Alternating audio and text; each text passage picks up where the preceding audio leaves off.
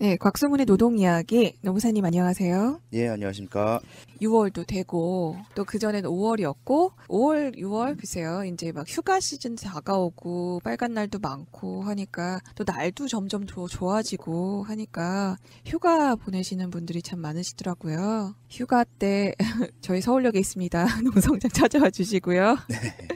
네, 올해는 징검다리 휴일이 은근히 많아요. 네. 네. 그래서 그 사이사이 하나씩 남는 그 시간을 휴가를 내서 쉬시는 분들이 많으신데요. 5월 29일부터 시행이 됐죠? 연차 휴가가 변경이 됐습니다. 네. 네, 그래서 오늘 이미 시행됐지만 아직도 많은 분들이 정확하게 어떻게 변경됐는지, 물론 언급은 저번에 했었지만 다시 한번 좀 정확하게 설명을 드리는 시간 노무사님께서 마련하셨습니다. 예, 진작에 변경되는 연차휴가에 대한 이야기를 하려고 했는데 그동안은 워낙에 큰 이슈들이 그렇죠. 많아서 몰아치는 이슈들이 너무 많았죠. 네. 새벽에 사람을 밤을 못 자게 만들어. 그렇죠. 그렇긴 하지만 우리 직장인들 또 연차휴가 가긴 또 가야 되고 이렇게 될 때 내 연차휴가는 이제 어떻게 되는가에 대한 피부로 다가오는 관심 사항이기 때문에 이 이야기를 안 할 수가 없겠더라고요. 그렇죠. 네. 저희 실생활에 제일 가까이 다가오는 것이 가장 큰 관심사이기 마련입니다. 그렇죠. 네.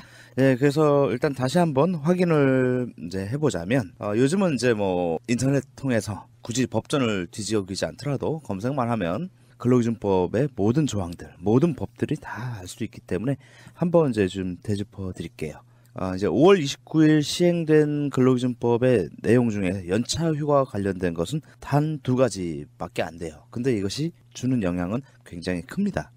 일단 첫 번째는 연차휴가를 규정하고 있는 조항은 근로기준법 제60조입니다. 네, 그래서 법조의 제목도 연차유급휴가로 되어 있는데요. 이 중에서 5월 29일자로 제3항이 삭제되었다는 점, 이게 사실은 굉장히 큰 겁니다. 그렇다면 기존에 삭제되었다는 조항이 도대체 무엇인가? 한번 그 삭제되었기 때문에 볼 일은 없지만 한번 보자면, 사용자는 근로자의 최초 1년간의 근로에 대하여 유급휴가를 주는 경우에는 제2항에 따른 휴가를 포함하여 15일로 하고, 근로자가 제2항에 따른 휴가를 이미 사용한 경우에는 그 사용한 휴가일수를 15일에서 뺀다라는 것이 바로 제3항입니다.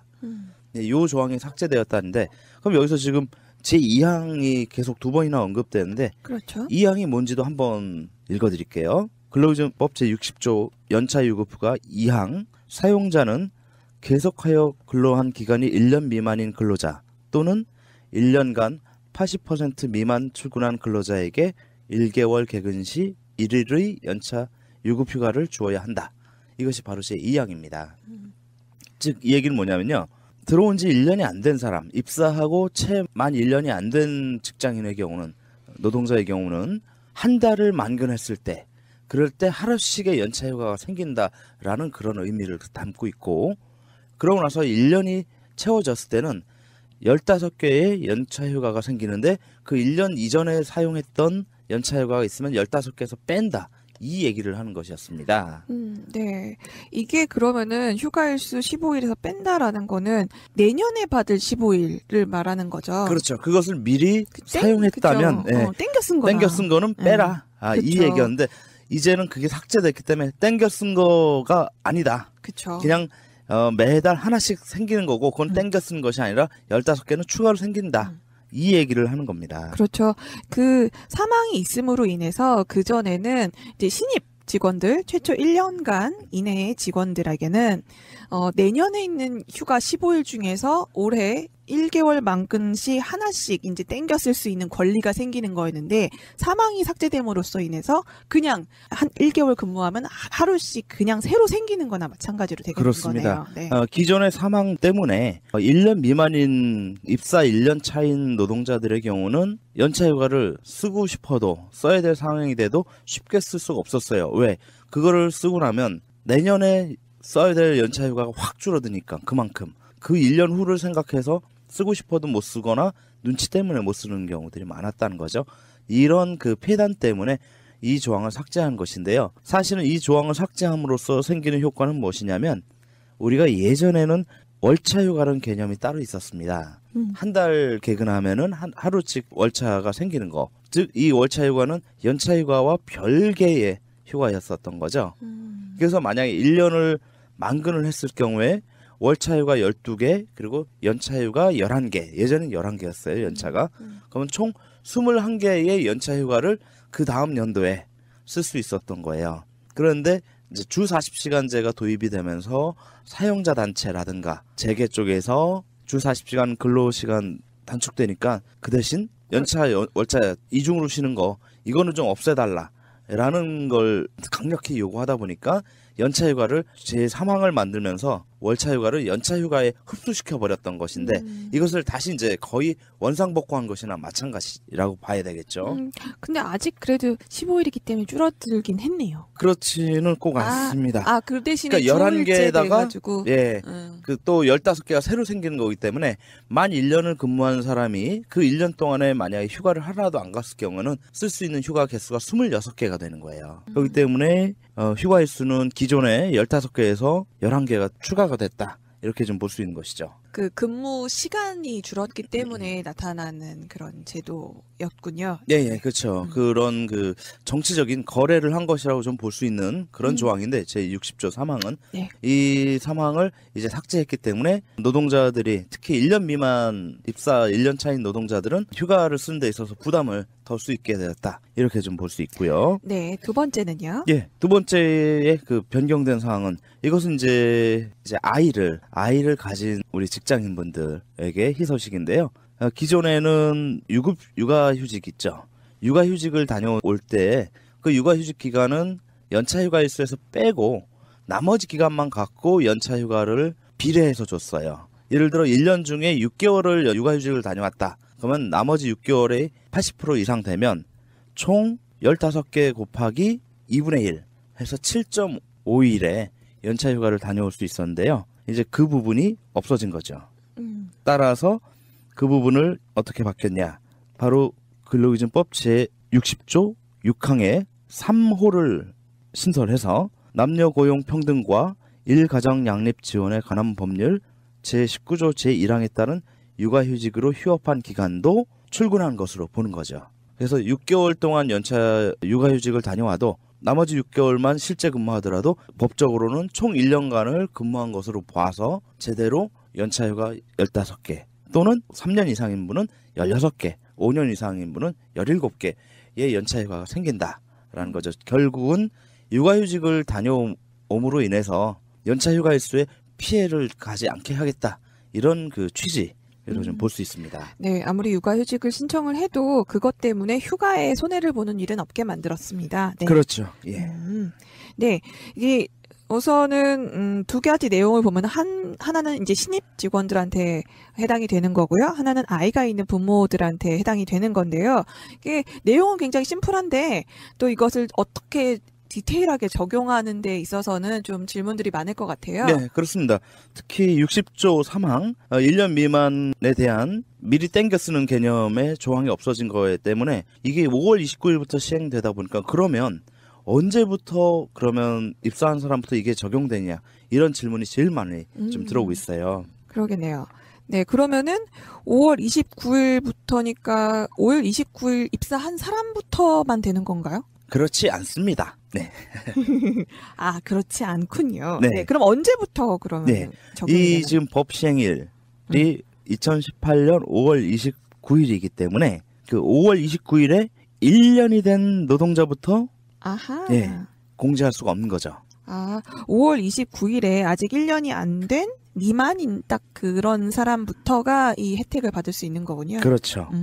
예, 그래서 2017년 작년도 5월 29일에 입사한 노동자는 1년이 되는 시점이 바로 올해 5월 28일이에요. 그러니까 단 하루 차이로 이분의 경우는 현행법 기존 3항이 그대로 적용돼서 그 미리 땡겨 쓴 거에 대한 공제가 실현되는 거죠. 오, 하루 차이로 되게 크게 나대요. 그렇죠. 네, 본인 좀 따져보시길 바랍니다. 2017년 5월 29일에 입사한 노동자는 개정된 근로기준법이 적용이 안 되고요. 2017년 5월 30일 하루 늦게 입사한 노동자부터는 바로 이 개정된 근로기준법이 적용이 돼서 땡겨 쓰는 게 아니라 그냥 사용한 게 되는 거래요. 그렇죠. 그래서 2018년 5월 29일이 되는 순간에 짜잔 새로 15개가 더 생기는 거예요. 하루 전에 입사한 사람은 새로 15개가 생기는 것이 아니라 오히려 15개 생긴 거에서 기존 거는 빼야 되는데 예, 단 하루 차이가 이렇게 큽니다. 아, 너무 안타깝습니다. 네. 네. 네. 그러면은 만약에 2017년 5월 29일을 기준으로 해서 기준 전에 입사한 직원과 기준 이후 이제 입사한 직원이 만 1년을 근무하고 퇴사하면 이 연차 유급 휴가가 이제 어떻게 달라지나요? 네. 예를 들면 2017년 5월 1일 입사한 직원이 있다고 봐요. 이분이 만약에 2018년 5월 1일 퇴사하는 경우, 즉 정확하게 1년을 근무하고 퇴사하는 경우, 이런 경우에는 2018년 5월 1일은 법 시행일 이전이기 때문에 이분의 연차 휴가 일수는 총 15개에 불과합니다. 물론 그 중에 중도에 1년 중에 예를 들어 3일의 여름 휴가를 갔다 왔다 2017년에 그렇다면은 3일을 빼서 12개만 남게 되는 그런 결과가 되죠. 그렇죠. 네. 그런데 만약에 그 다음 달인 2017년 6월 1일 입사한 직원이 있는데 이분이 2018년 6월 1일 퇴사하는 경우에는 둘 다 똑같이 딱 1년만 근무했지만 요분의 경우는 퇴사한 시점이 1년이 되는 시점이 법 시행일 이후가 되기 때문에 이분에게는 11개 플러스 15개가 새로 또 생겨서 총 26일의 연차 휴가가 발생되게 됩니다. 물론 그 중에 작년도에 또는 올해에 갔다 온 게 있으면 그거는 이제 빼죠. 26개에서. 네, 그렇기 때문에 이에 관한 연차 유급 휴가가 발생한 만큼 만약에 퇴사하는 경우서는 모두 수당으로 지급을 해야 되는 거네요. 네, 그렇죠. 그래서 방금 전에 예를 든 직원의 경우에는 총 26개의 연차 휴가가 발생했기 때문에 그 중에서 쓴 연차 휴가 일수 빼고 나머지 일수를 전부 다 연차 수당으로 통상임금 기준으로 지급을 해줘야 됩니다. 그러네요. 그러면은 만약에 연차 휴가를 1년 동안 한 번도 안 썼다. 그렇다면 이분의 경우는 26일분의 통상임금을 받기 때문에 굉장히 많은 연차휴가 수당을 보상받을 수 있죠. 차이가 많이 나네요. 굉장히 많이 네, 나죠. 처음 1번 질문했던 2017년 5월 29일 입사한 사람과 그 다음날 입사한 사람이 다르듯이 이것도 네. 마찬가지로 29일 날 입사해서 그러니까 올해 29일 기준으로 퇴사하게 되면은 이제 그분은 이제 적용이 안 되니까 그 연차 수당 예. 이게 15개밖에 그쵸, 보상 안 되는 못 받는데 건데 5월 다음 30일 입사한 분은 그쵸. 하루 차이인데 네. 그분은 26일에 연차 연차 수당을 그쵸. 받을 수가 있다. 그러네요. 굉장히 하루 차이가 이렇게 좀 큽니다. 크네요. 네. 예. 중요한 게 2017년 5월 29일이 참 이게 결정적인 날이래요. 예, 그렇습니다. 그래서 왜 하필이면 왜 5월 29일로 뭐 6월 1일로 차라리 하지 싶었는데요. 이 법 자체가 변경된 시점이 11월 28일이었거든요. 예, 그렇기 때문에 이제 그 법령 개정된 이후 6개월 후에 시행되는 그 원칙 때문에 이렇게 된 것이라고 볼 수 있습니다. 네, 그 밖에 질문은 어떤 게 있나요? 두 밖에 이제 사업주 입장으로 한번 생각을 해보자면요. 부담이 늘어나겠죠. 보상해야 될 그 연차수당 개수가 늘어나니까. 뭐 전보다는 어쨌든 예. 바뀐 예, 기존에는 규정법에 따라서. 맥시멈 1년만 근무하고 퇴사한 직원의 경우 맥시멈 15일치의 통상임금만 수당으로 주면 되는데 이제는 맥시멈 26개로 확 늘어났으니까 부담이 된단 말이에요. 이럴 때 어떻게 해야 되겠냐. 다른 방법 없겠냐. 돈 안 들일 수 있는 방법. 이러와 관련해서는 과거에 이제 노동부 행정 해석을 하나 좀 참고해 볼 만한데요. 미사용 이 연차휴가는 원래는 1년간만 사용권이 생기고 나서 1년간만 쓸 수 있어요. 그런데 당사자가 합의하면 노사가 합의를 하면 1년이 아니라 2년 후에도 쓸 수 있다. 여기 이제 노동부 행정 해석입니다. 즉 2월 하는 거죠. 적립했다가 우리 스마트폰 데이터 같은 경우는 2월 안 되잖아요. 내가 쓴 건 쓰다가 남은 거 있어도 데이터 2월 되는 요금제가 따로 있죠. 있긴 하죠. 근데 일반 요금제는 안 된단 말이에요. 네. 그런데 이 노동부에서는 노사 합의만 있으면 연차휴가 원래 사용 가능한 기간은 1년이고 1년 지나면은 그거는 수당으로 줘야 된다 이거지만 2월 할 수 있다. 그래서 내년에도 후년에도 쓸 수 있다. 이것이 이제 노동부의 그 입장이었습니다. 그래서 이렇게 2월에서 쓸 수 있도록 특정한 연도 혹은 특정한 몇 달 동안이 바쁘다면 그렇게 해서 2월에서 쓰도록 할 수 있는데요. 다만 여기서 이제 주의할 점은 노동자 의사에 반해서 사용자가 강제적으로 이거 2월 시킬 수는 없다. 예, 아, 요 부분이 그쵸. 이제 유의할 점입니다. 그렇죠. 노동자가 저는 돈으로 받고 싶습니다 하는데 야 그냥 나중에 써 몰아서 써 이렇게 강제할 수는 없다는 거죠. 네, 그렇습니다. 음. 예. 네. 그러면 이 육아휴직 같은 경우 변경된 근로기준법에 따라서 질문이 들어온 경우는 어떤 경우인가요? 네. 이제 육아휴직도 6월 29일자로 근무한 기간으로 인정하도록 바뀌었기 때문에 예를 들어 이제 이것도 이제 이 날짜에 따라서 좀 예민하게 이것도 바꿀 수가 디데이가 있죠. 5월 29일인가요? 네, 그렇습니다. 동일한 일자로 시행됐기 때문에 이런 경우가 있을 수 있어요. 작년이죠. 2017년 8월 1일부터 올해 2018년 7월 31일까지 요때까지 이게 딱 1년이죠. 요 1년간 육아휴직을 신청해서 이제 육아휴직을 다녀온 직원의 경우에는 2019년 1월 1일 연차 휴가는 어떻게 산정해야 되나요? 라는 그 질문을 있을 수 있습니다. 자, 그 부분에 대한 답을 얻기 위해서는 근로기준법 부칙을 한번 볼 필요가 있는데요. 이 부칙에 따르면은 법 시행일인 2018년 5월 29일 이후 육아휴직을 개시하는 노동자에 한해 개정법상의 육아휴직자에 대한 연차 휴가 제도가 적용된다라고 명시가 되어 있습니다. 즉 이 얘기는 뭐냐면은 육아휴직을 갈 자격이 있는 노동자가 올해 2018년 5월 29일 이후에 육아휴직을 처음 사용을 했을 때, 시작을 할 때, 그럴 때만 이 육아휴직을 출근한 것으로 인정해준다, 이 뜻입니다. 아, 이거는 어쨌든 간 법 시행 딱 이후에 개시하는 경우에만 이 제도가 적용이 되는 거네요? 네, 그렇습니다. 아, 이전에 이미 갔다 온 거는 또 그냥 이전에 기존의 시작을 대로 한 육아휴직에 대해서는 출근한 것으로 인정하지 않는다. 음. 이 얘기입니다. 그러니까 육아휴직도 이게 참 이것도 어떻게 보면 복불복인데 그러네요. 이런 줄 모르고 육아휴직을 만약에 올해 5월 29일 이전에 다녀오신 분의 경우는 연차휴가 일수 생기는 게 그만큼 반감이 되겠죠. 그러네요. 이게 근데 뭐 아이 육아휴직을 내가 내고 싶어서 내고 뭐 쉬고 싶어서 쉰다는 게 아니기 때문에 이건 어떻게 할 수 없는 부분인데 육아휴직 같은 경우는 법 시행 이후에 쉬는 경우에만 이 개정된 근로기준법이 적용이 되는군요. 네. 네, 그렇습니다. 요거를 이제 예를 들어서 이제 설명을 해드리자면요. 작년이죠. 2017년 5월 1일 입사한 직원의 경우는 올해 5월 1일부터 육아휴직을 사용할 수 있어요. 일단 육아휴직에 사용할 수 있는 노동자의 요건은 계속 근로기간이 1년 이상이어야 되거든요. 즉 내가 아무 때나 회사 들어와서 아무 때나 육아휴직을 쓸 수 있는 것이 아니라 적어도 우리 회사 들어온 지 1년은 지나야 육아휴직을 쓸 수 있다.